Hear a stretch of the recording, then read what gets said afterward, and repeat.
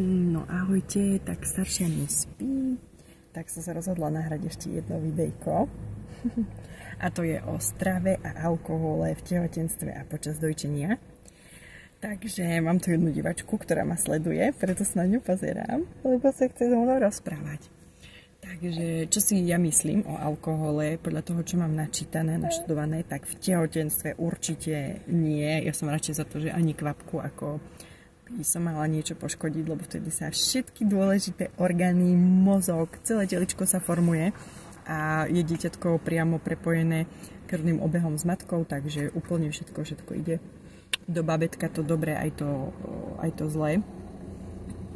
A napríklad ja mám takú skúsenosť, že s prvou dcerkou som mala taký pre tehotenstvo taký detox a aj lepšie som sa strávala, nejedla som napríklad prvý, druhý trimester sladkosti vôbec, až v treťom, tak nemala vôbec žiadne akože problémy nejaké kožné a pri tejto druhej som jedla už barščo, ani žiaden detox, aj sladké som si dala a mali sme trošku teda s kožou problémy, ktoré po 3,5 mesiaci zmizli.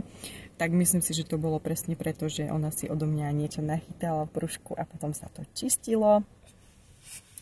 Ale naopak, keď už žena dojčí, tak ja si myslím, že taký jeden pohárik, maximálne 2 je v poriadku, napríklad čierne pivo alebo nejaké červené vínko na krvinky, keďže veľa žien stratí viacej krvi počas pôrodu.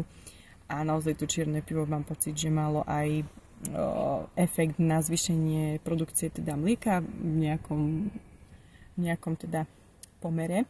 Na mňa osobne, hej, na niekoho to nemusí platiť, na niekoho to môže. Takže toto je podľa mňa už akože v poriadku. Neviem si to predstaviť, keď má žena aj viacej detí a proste, že nie je abstinentka, že si niekoľko rokov proste nedá vôbec. Takže ja by som bola skôr za konzervatívny prístup počas tehotenstva a počas dojčenia trošku, hej, proste úplne, že s mierou. Tak mne to pomáhalo aj tak, akože na konci dňa trošku si vlastne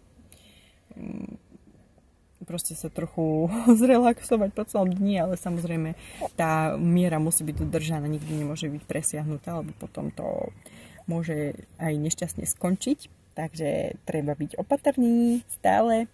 No a to vlastne isté platí aj o strave. Aj keď sa hovorí, aj neviem čo, ale niekde som to čítala, že vlastne to, čo žena konzumuje počas dojčenia, tak určite z toho je tvorené mlieko, pretože nemôže byť tvorené zo vzduchu, ale je len z tela ženy, z toho, čo ona má v sebe, je stvorené. Takže aj tie vitamíny, alergény, všetko to sa v nejakej úplne mikro možno miere dostane k tomu bábätku a ho to pripravuje aj na tento svet, keď sa už bude stravovať samo vlastne našou stravou, takže môže to byť taká dobrá príprava a budem už musieť končiť, takže toľko som chcela hlavne k tomu názoru na alkohol, samozrejme úplne, že 0, nič cez tehotenstvo a počas dojčenia veľmi malá miera. Tak čaute.